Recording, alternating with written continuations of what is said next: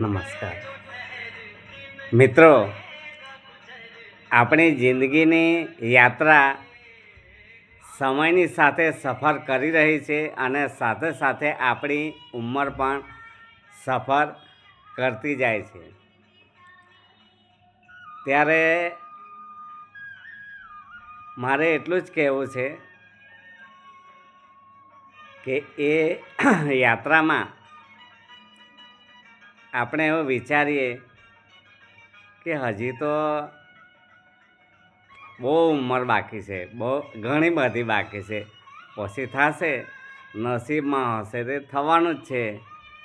ના, નસીબના દ્વાર પણ એમને એમ નથી ખુલતા. એના માટે આપણે જમીન પર દોડવું પડે, ચાલવું પડે, સંઘર્ષ કરવો પડે, મહેનત કરવી પડે, ત્યારે નસીબના દ્વાર ખુલે છે.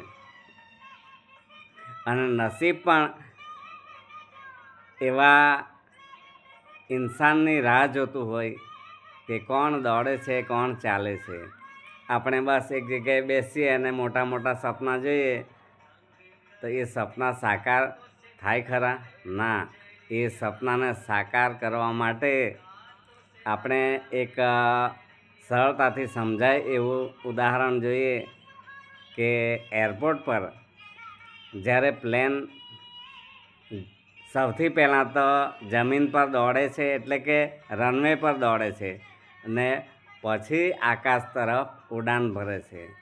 અને આકાશમાં પહોંચ્યા પછી એને પણ અડચણો આવે છે, વાદળો આવે છે, ત્યારે એ રૂટ બદલીને પણ એના જે સ્થળ પર જવાનું છે ત્યાં પહોંચે છે. તો આપણે પણ જે ધ્યેય નક્કી કર્યું હોય ત્યાં આપણે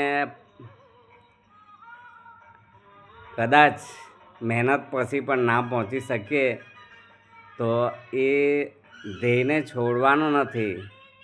આ વિમાનની જેમ રસ્તો બદલીએ અને જ્યારે આપણી ઈચ્છા મુજબ બધું નથી થતું ત્યારે એવું સમજવાનું, એવું માનવાનું કે ભગવાન આપણને આપણી ઈચ્છા કરતાં ઊંચા સ્થાન પર લઈ જવા માંગે છે. અને ભગવાનની ઈચ્છા આપણી ઈચ્છા કરતાં સારી જ હોય છે. આમ જિંદગીની યાત્રામાં સફળતાના શિખર પર પહોંચવા માટે આપણે જમીન પર દોડવાનું, ચાલવાનું હંમેશા ચાલુ રાખવું પડે છે. આપણે ઘણી વખત એવું થઈ જાય, મારું તો નસીબ જ ફૂટેલું, પણ દોડવાનું, ચાલવાનું ચાલુ રાખીએ.